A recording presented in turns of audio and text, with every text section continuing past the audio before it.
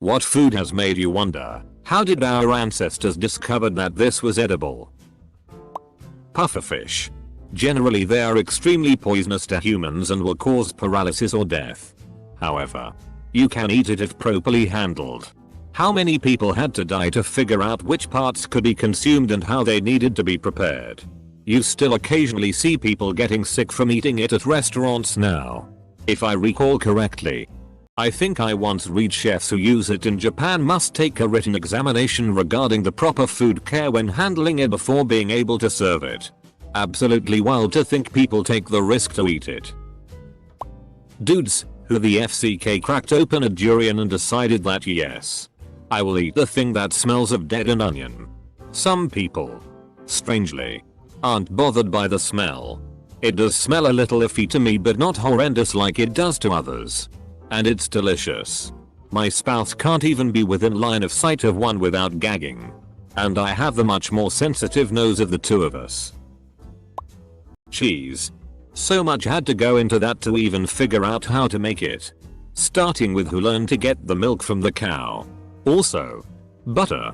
If I smash this liquid milk with a hammer for 4 hours I'll get some lovely butter. Coffee. Legend has it that it was goats. A farmer noticed his goats acting differently when eating a certain cherry. And somehow, processing, roasting, and grinding the beans to drink became quite a popular thing.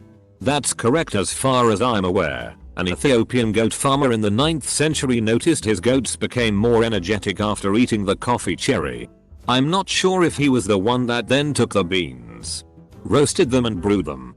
But Caldy, the goat farmer, is often attributed with the discovery of the elixir of life. Fucking cashews, man. The process is so complicated. They grow on the underside of a fruit. Like a single testicle a lump of cancer on the end.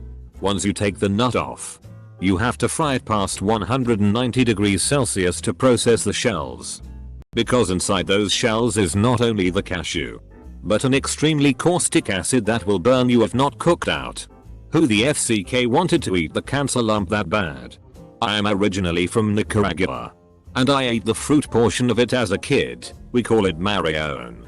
It's really sweet when ripe, but has an almost spicy hot aftertaste to it. But what's crazy is I never knew the nut portion was cashews, which I encountered for the first time in the US. Took me years to put 2 plus 2 together, they were one and the same. Capital D. Not exactly a common food, but was watching an episode of one of those survival shows that were popular several years ago. The guy was trying to survive in the South American rainforests and came across a kind of frond eaten by the locals. The part that caught me off guard was that he explained the frond couldn't be eaten raw. Trying to eat it uncooked would cause horrible digestive problems, namely diarrhea and cramps. It would be unpleasant but survivable. So the guy boils the frond and explains that it's still inedible. In order to safely eat this frond you had to boil it once, toss the water out, and then boil it a second time before eating it. Some dude a long time ago had to trial and error his way through this. What Mothurfka was like, yes, this made me violently shitty myself the last 2 times I tried it. But maybe this time will be different. Double quote. Soy sauce. It's a bunch of rotten soybean juice with salt in it. Who TF thought that was a good idea to try? That's actually really obvious. Salt was used to preserve food, but that only goes so far. So someone had some rotten soybeans and couldn't afford to waste them, so he tried eating it and discovered it was still pretty good. I bet a lot of them were discovered through watching animals eat them first. Oysters. That motherfucker was hungry. Mushrooms. So many are poisonous, but someone kept trying HTHM. I'm just imagining this one guy trying all the mushrooms and being brought back from the brink of death every time. Bread. The work involved in that with the gathering yeast and milling of flour, mixing and kneading, plus the rising and baking, etc. Seems that'd be a lot of room for error and a potential waste of food they likely didn't have allowances for. I'm glad they figured it out though. But the risk was great. Bread started off flat breads, and are pretty universal to all humans based on the grains available in their area. And then I bet a random yeast infection live and bred for the first time. I honestly would never dream of eating a potato if I didn't know what it was. Dirt tumor. Fucking popcorn. This bothers me daily. When it happened, did whoever accidentally make it freak the FCK out? Like, what the shit is going on? Bang bang bang. Also, what else did that person try to overcook to see if it exploded? Let's cook this cucumber to see if I end up with more clouds that taste great with salt. Seriously. A lot of thought has gone into this one. Rice Krispies are made much the same way, though you need to provide steam and pressure as well as heat. I saw a TV show where a guy made them in a cement mixer. Close bracket. Eggs. Who thought it would be a good to eat the round brown thing that just fell out of a chicken's ass? Eggs were probably discovered early on when humans were still somewhat instinctual. Many animals will eat eggs of other animal. So in caveman times you can infer that we tried eggs for the same reasons as, say, snakes or monkeys eat eggs. Pineapple. On the outside they look quite intimidating, but they smell so good when they are ripe. Even before you cut them open. I think someone would have just gotten a good whiff and decided to cut it open and see what was inside. I wonder if any new food will be discovered in my lifetime like this.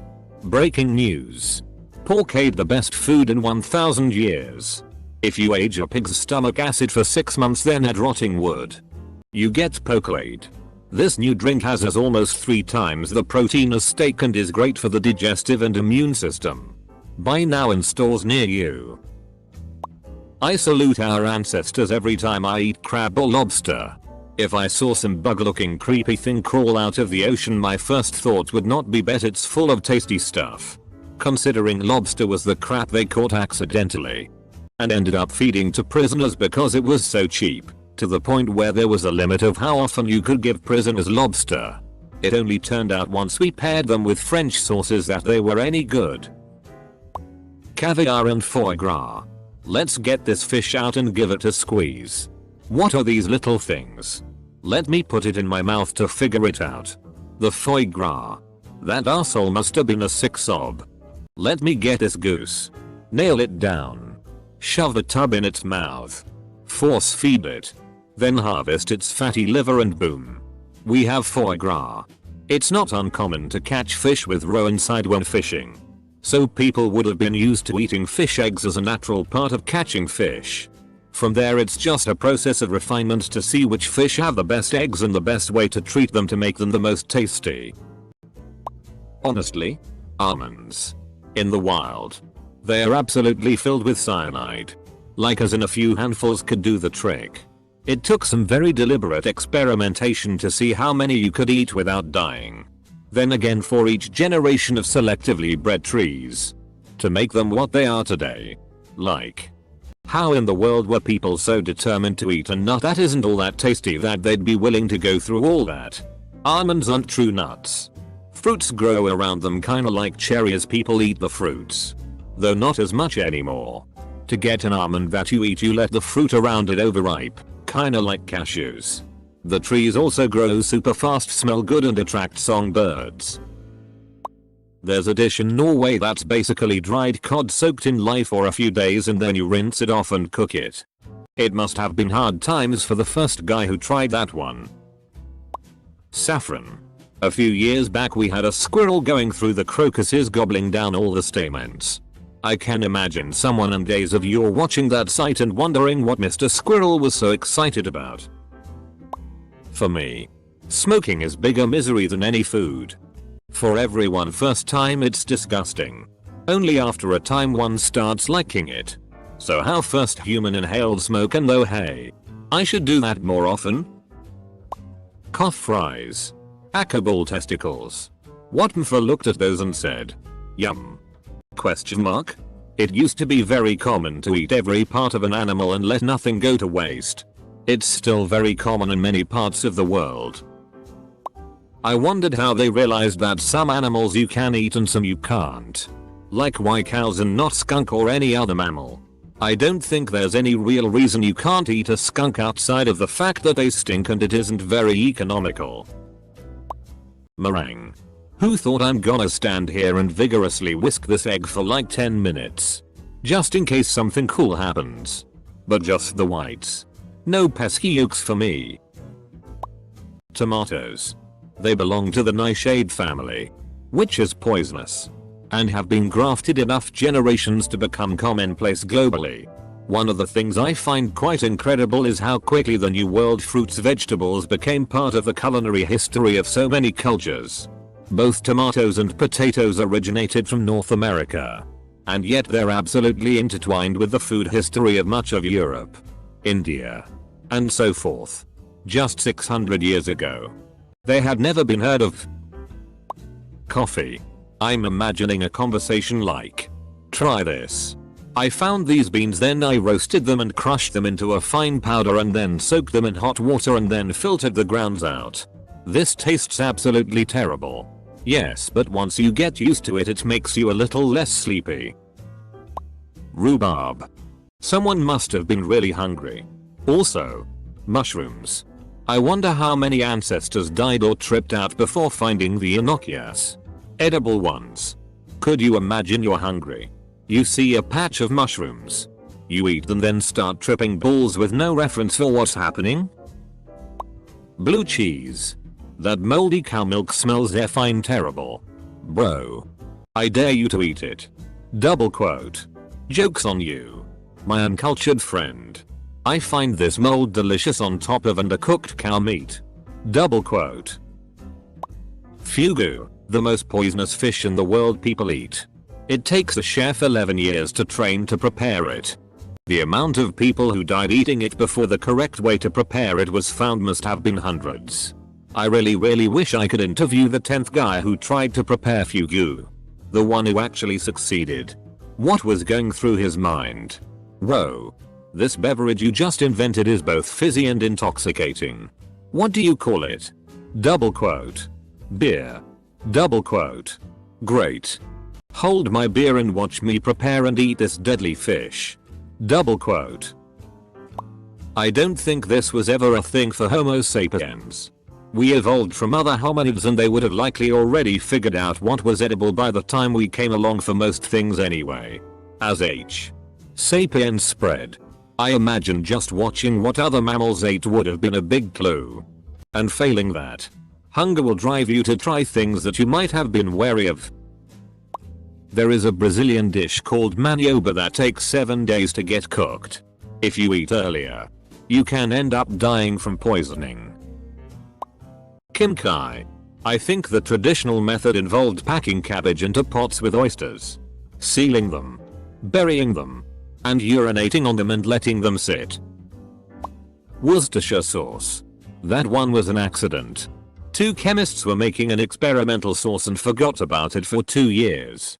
They're very brave for trying it after it was long forgotten. But I'm glad they did. My burgers would never be as good without it. Spices. Who decided to take seeds from random plants and grind them up into powder? And then, how did they figure out what proportions of different spices would make foods taste better? Like if someone just gave me a handful of turmeric or cinnamon. If I ate it, I'd be like, that's disgusting. No way I'm adding that to my food. Yet someone decided they were gonna keep mixing and matching them until they created culinary masterpieces. Sardinian maggot cheese, pufferfish sushi and century eggs. My heart goes out to whoever was hungry enough for the trial and error lunches. It took me a couple tries to get a good mozzarella when making it at home. And after every failure all I could think was, how the hell did people do this without everything I have right now? Maple syrup. Let's cut a hole in this tree and boil the crap out of the stuff that comes out for, like, a couple days. Maybe we can eat that. Beer. Someone thousands of years ago thought really long and hard about making barley into a drink. Or it sat out long enough and fermented. And they decided to take a little swig and enjoyed themselves. Barley wine has been around since prehistoric times. It's what you get if you mix barley with water and let it sit around for a long time. The key innovation with beer was adding hops to it to make it bitter and more easily preserved. Durian fruit. Let's go trot a heavily spiked shell. And fast what smell like a rotting pond with a dead deer in it. Rotting pond with a dead deer in it is possibly the closest description that I have heard for the smell. And I'm Chinese, that smell has driven me out of buildings to retch. Jello. Gelatin is made by boiling cartilage and was eaten because when people were hungry they ate everything. Many tribal and subsistence people still do. Sweeteners and fruits were added to make it more palatable for posher people, and it was used as a binder for other foods and treats. In the early 20th century some dudes figured out how to dry gelatin and make it more available to people that don't harvest animals all the time. Add sugar and fruit. Boom. Jello.